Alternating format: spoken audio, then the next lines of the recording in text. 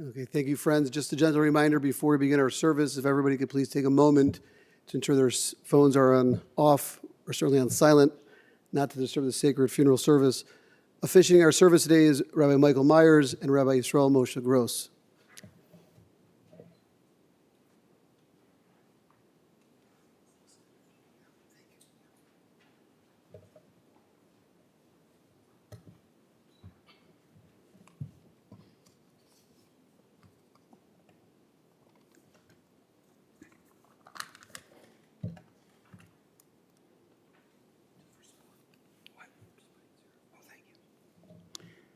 Mizmor LeDavid. Adonai ro'i lo echzar ben ozdeshe yarbitzeni al mei menuchot yinahaleni. The Lord is my shepherd, and I lack nothing. He makes me lie down among the still waters. Nafshi yeshovev. He restores my soul. Yancheni b'maglei tzedek l'man shemo. He leads me in the paths of righteousness for his name's sake. Gam ki elech begeitz al maves lo yirara. Though I may walk in the valley of the shadow of death, I will fear no evil. Ki ata imadi, for you are with me. Shivtecha umishantecha hema yenachamuni. Your rod and your staff comfort me. Taroch lefanai shulchan neged sodoroi. You prepare for me a table in front of my enemies. Tishanta bashem roshi kosi revaya. You anoint my head with oil, and my cup runs over. Ach tov v'chesed yerdefuni kol yimei chayai. Surely goodness and mercy shall follow me all the days of my life. V'shavti b'veis Hashem l'orech yamim. And I will dwell in the house of God forever. We'll call upon now one of the children, Ira, to talk about his mother, Elaine.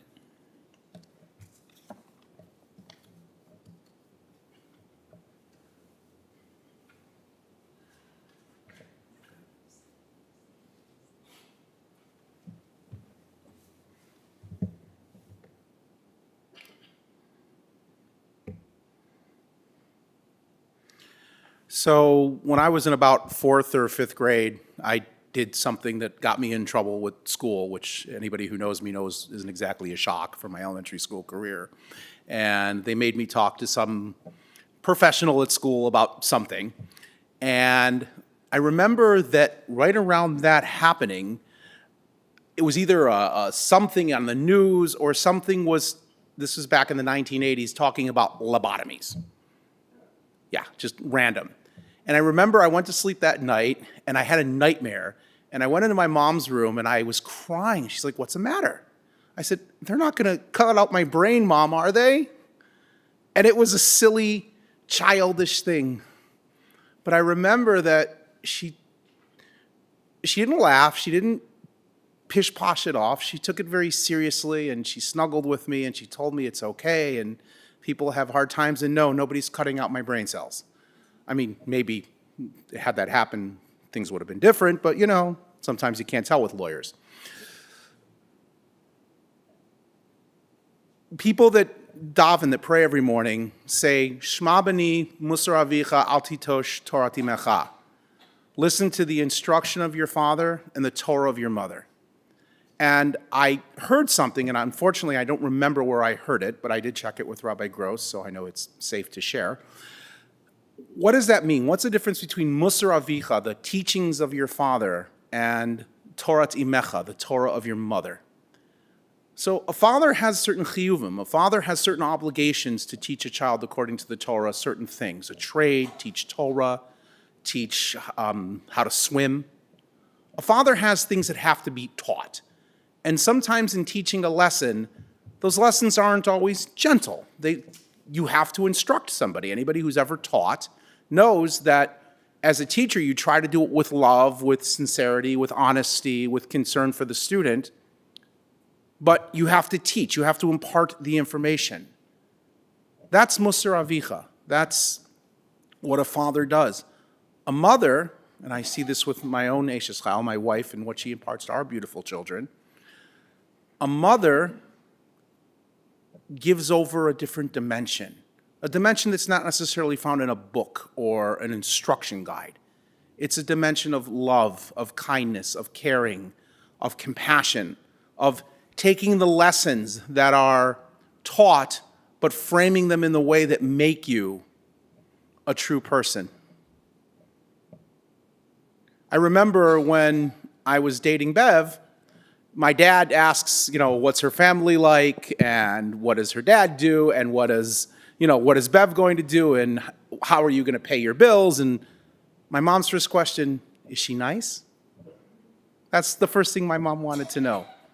And you need both. You need both. You need instruction, and you need to be, I see it in my own house. Sometimes I got to be the hard guy, and Bev will be the one that'll come back to me and say, all right, ease up, give the hug. My mother was Torah Timecha.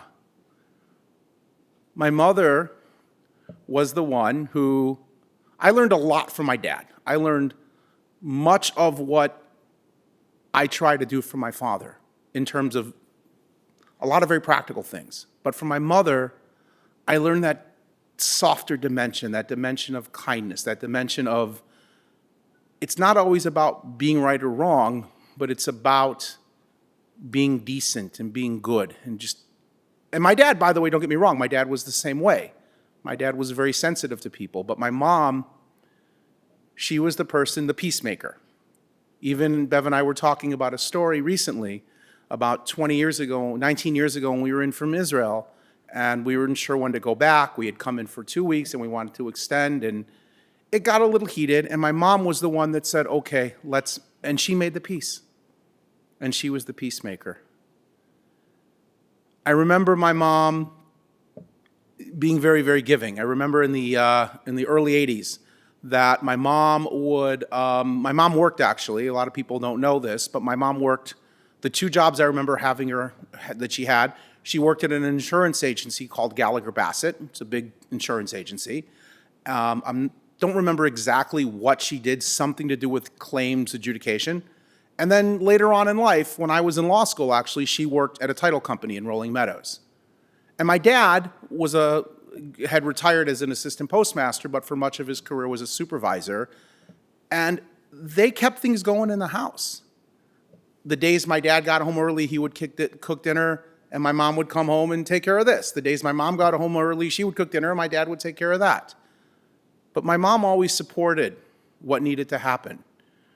When I made the decision to go to Israel and change universities, my mom was a lot softer about it than my dad, let's put it that way. And Rabbi Myers knows the whole story. And it was my mom that said, okay, if this is what's right, this is what we're going to do. I remember as a kid, I was at elementary school called John Muir School out in Hoffman Estates. And I was part of the Young Writers Club, the American Young Writers, whatever. And my mom used to come and type up these, and they were they were kid stories, but for some reason they had to be typed. And this is back in the 80s with old electric typewriters. And she would come in, and sometimes after a day's work or at night, I remember she had an electric typewriter, which was a big deal. I think Howard got it for her at W. Bell and Company. But she had an old manual a Selectric something typewriter. But she would sit at night and she would type up these stories so that I could bring them to school. And she did it for me. I don't know if Howard, I'm sure she did it for you at some point. I'm sure she did it for my sister. But those are the memories that I want to focus on, because that's Torah Imecha. That's okay. Yeah, all right, you got to learn how to write. You got to learn but I want to make sure that it's good. I want to make sure that it's okay. The other thing about my mom is her dedication. My father may his memory be remembered for a blessing, is gone 18 years. He died in 2007. And my memories of my mom were of absolute dedication to my father. Unfortunately, he was never healthy. He had a variety of illnesses. But my mom was truly dedicated to him, to his care, to his well-being, to making sure that he was getting whatever he needed, and more than that, that he was getting it with dignity. And the converse to that, by the way, was my dad would always, when I would come in from Israel for work when we were living there, he would always say, make sure to spend some time with your mother. There's a picture on this announcement, and my brother and I just figured out where it was from. In 1998, I believe, the October of 98, and I remember I missed an NCSY fall convention where two very good friends of mine got engaged. My parents threw a 30th anniversary party for themselves at the Purple Hyatt. And Bev and I were there, we were engaged, and I remember the love they had for each other. It was a happy, just 50, 75 people there. It wasn't a huge, huge gathering. It was close friends. I think my aunt and uncles, my aunts and uncle were there. And there was just love. They just had a love and respect for each other that was special. Shortly after my dad died, we were still living in Israel. My mom came to Israel. She came twice. And she really loved being there for two reasons. Number one, she loved the land of Israel. She bought Shabbat candlesticks there and these little Jerusalem stone statues with this little fiddler on the roof guy that are now all sitting on our mantelpiece in Teaneck. She loved going to the kotel. It was a big thing for her. And I remember we took her to Netanya, I think, on a Friday. I think my wife was pregnant with probably Yael at the time. And we all got in the car and we hauled out to Netanya, and we went on a little horse carriage ride, and she was blown away by it. And then she came back a second time, and that was just about the kids. We stayed more local in Beit Shemesh. It was around Purim time. There was a carnival our synagogue used to do where we closed down the street, and I was one of the people that helped run it. And she just sat and watched the carnival and loved being with the kids. It's hard sometimes to get to that because these last years, as her health started to decline, was tough. And it made situations and interactions tougher. And I've been wrestling about what to say about that. And I remembered something that I learned when I was in yeshiva from my Rebbe, one of my Rebbeim, Rabbi Septimus. There's a pasuk that we sing on Friday night in Eshet Chayil, Lo tira lebeita mishala ki kol beita lavo sha'anim. That she, just to paraphrase the translation, she girds her family, her household in warm clothes against the snow. And Maimonides, the Rambam, says on this that the idea is that it's not a jacket, but it's a warmth, that people can go through life. And he was talking specifically about the performance of commandments, mitzvot, that people can go through life and they can do something that's technically correct, but there's no warmth. And there's a rather not so nice comment in the Maimonides about what happens to people who do mitzvot that are mechanically correct without warmth. But a mom teaches that warmth, teaches that beauty, brings it alive. And I remember my bar mitzvah, my brother's bar mitzvah.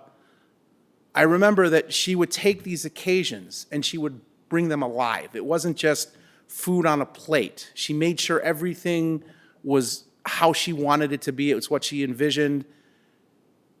And she made sure that everybody felt welcome. I remember, I think it was for your bar mitzvah, Howard. My mother went out. This is before e-posts and all that. She went out. She bought herself a calligraphy set. Do you remember this? She bought a calligraphy set, and she sat at our dining room table for months, and she taught herself calligraphy so that she could calligraphize every invitation that went out.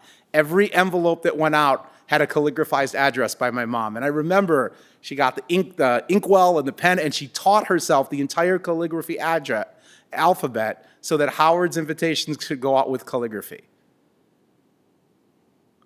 Because she wanted that warmth, because anybody can send out a label but my mom wanted every invitation to be warm, to be special.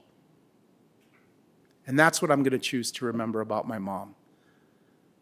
Unfortunately, these last years were not easy. Her health deteriorated, unfortunately, rather quickly. Situations weren't always ideal, and interactions weren't always easy. And Mom, I hope you know that some of the frustration I had in trying to help you deal with those situations was a frustration out of love, because I didn't want to see you suffer. I know Dad didn't want to see you suffer.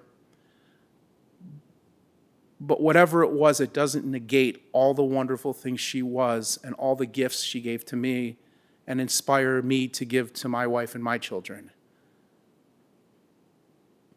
I want to mention one other thing before I sit down. Many of you know my brother Howard, but you don't know my brother Howard, and I'm going to embarrass him for one moment here.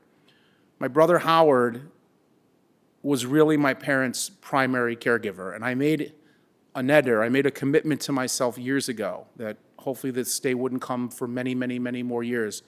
But when it did, I was going to make sure that the world knew what a paramount champion in the mitzvah of kibud av v'em, of respecting parents, my brother performed for them. My brother was a caregiver, he was a confidant, he was a decision maker. He gave of himself in ways that I can't even contemplate to take care of my parents. It says in the Talmud that there's an example of a hard mitzvah and an easy mitzvah. A hard mitzvah, an easy mitzvah is shooing a mother bird away from her nest in order to collect its eggs, and a hard mitzvah is honoring your parents. And the reward for the mitzvah is the same, long life. Howard, for what you gave to Mom and Dad, you should live till about 964.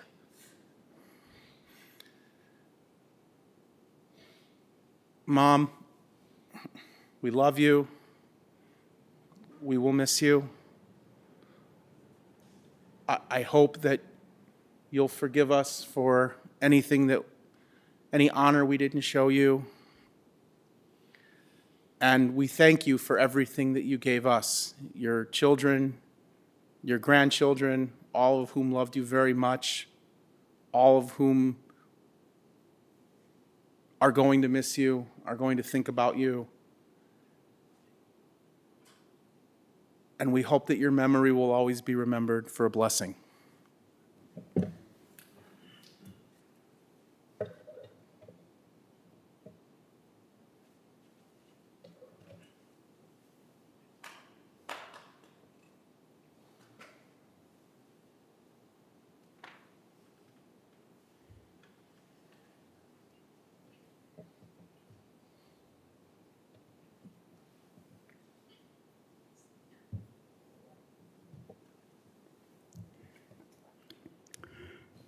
The Mishnah in Pirkei Avot ponders the question of what is the most essential element of a human personality.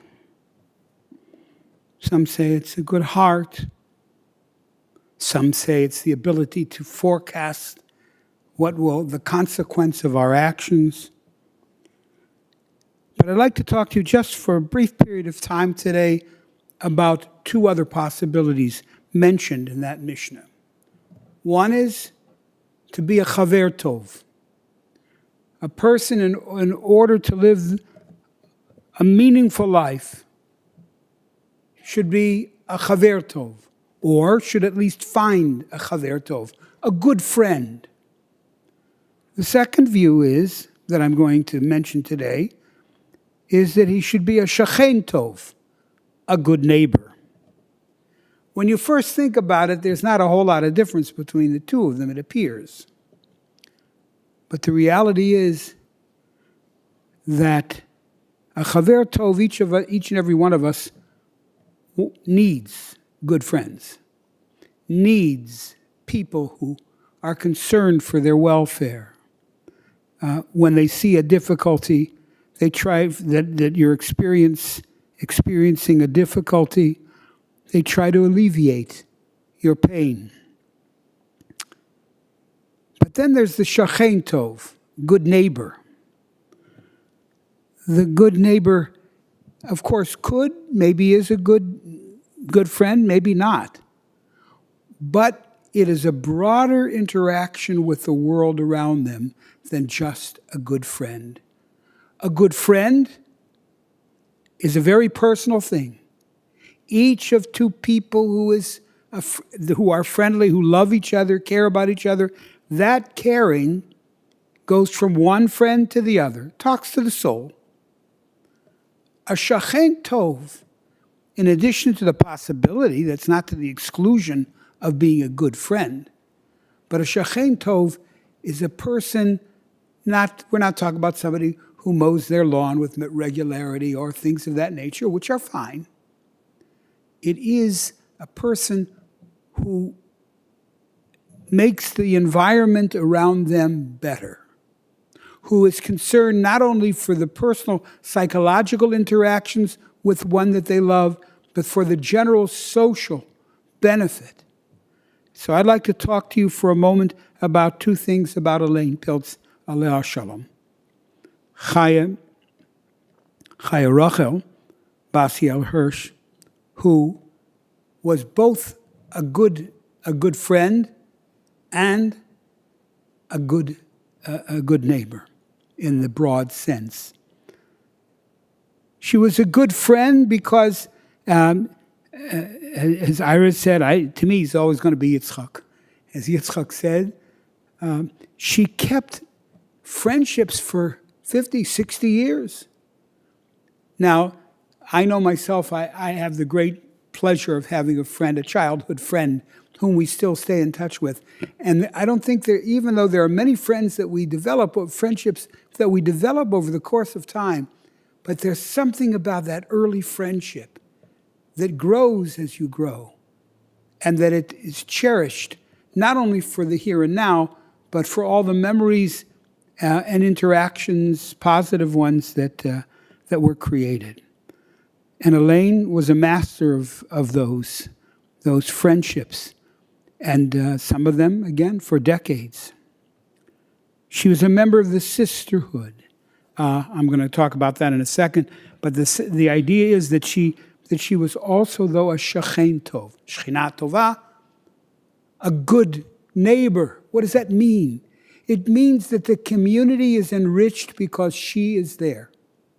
Now, the prophet Yirmiyahu says in Hashem's name, Zacharti la chesed nu'arayich.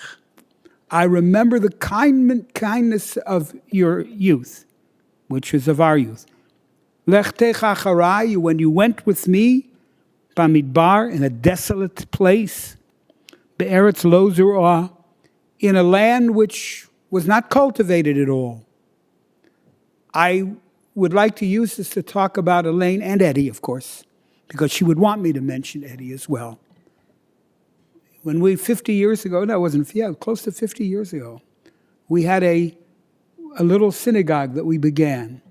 Had a Hebrew school to it, and of course Yitzchak and Howard both were part of it, as well as Jennifer. I think Jennifer was there for a short period of time, yes. All right. But it wasn't just that she dropped the kids off, or that Ed just dropped the kids off. Oh, they were there. But they made sure that if there was an activity that needed their support, an activity that needed people to man a booth or man whatever it may be, they were there. Both of them were there. And so I say, regarding Elaine and her wonderful partner in life, Zacharti la chesed nu'arayich. These many years later, I still remember the kindness that you showed, not just to me, not even just the synagogue, but by extension to a growing community that needed every person that we could get. And you were both there, Elaine. So, it's important that we realize she was, of course, in Eretz Yisrael. She went to Eretz Yisrael a couple of times, as Ira mentioned. She was a person who affiliated with Judaism as a Jew, a proud Jew. And, of course, her visits to Eretz Yisrael, and, of course, the pride that she had in the accomplishments of her children. Those were always there. And so, as we come now to the month of Elul, we are in the month of Elul now, we must remember and recall the path that they blazed, I must say, in terms of taking a young community when we were all younger at the time and helping to build and sustain that community, not necessarily through large amounts of money, that's important, but their forte, and Elaine's forte was, to be there when we needed her and to take care of those things, not only for her children, but for the adults of the community as well, to be able to sustain that community.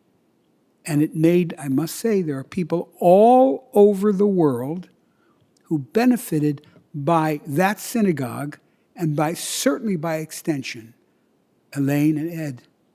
And so therefore, today I come as a grateful, grateful individual for what they have done.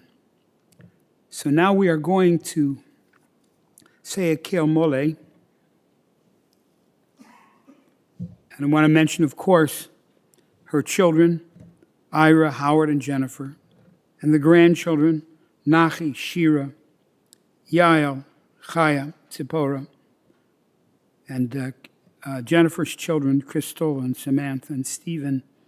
Each and every one of them will now carry the torch, hopefully, of the dedication. Dedication is a very important word. That whatever she did with dedication. That their grandmother had for not only being a good chaver, being a good friend, certainly a wonderful grandmother, always concerned about how they were doing in every area of life, but certainly for the community itself. So I'll ask you now to rise as we say Kel Mole.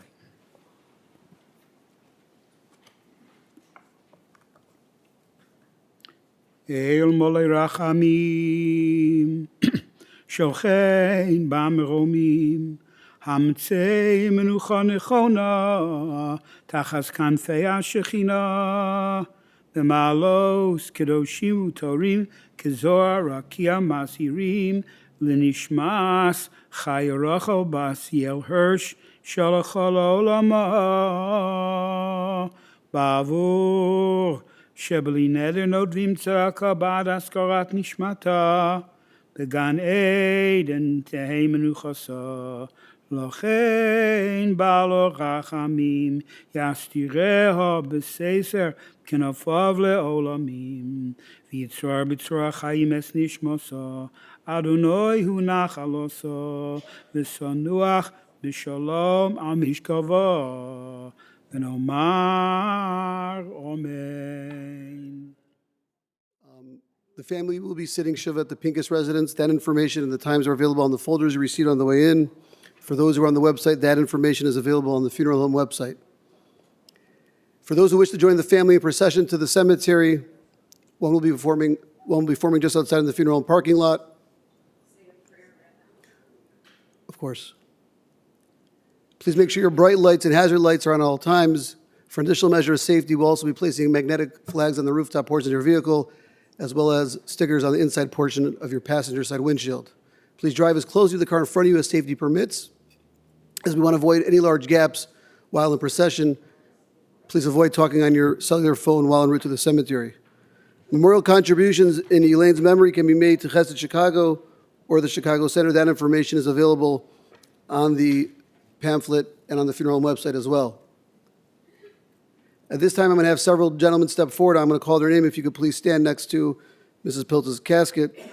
Earl Sternfeld, Mr. Paul Pincus, Benjamin Pincus, Nachi, and Yudi Ryan. At this time, if I could ask the pallbearers to come forward, please, to help escort the casket.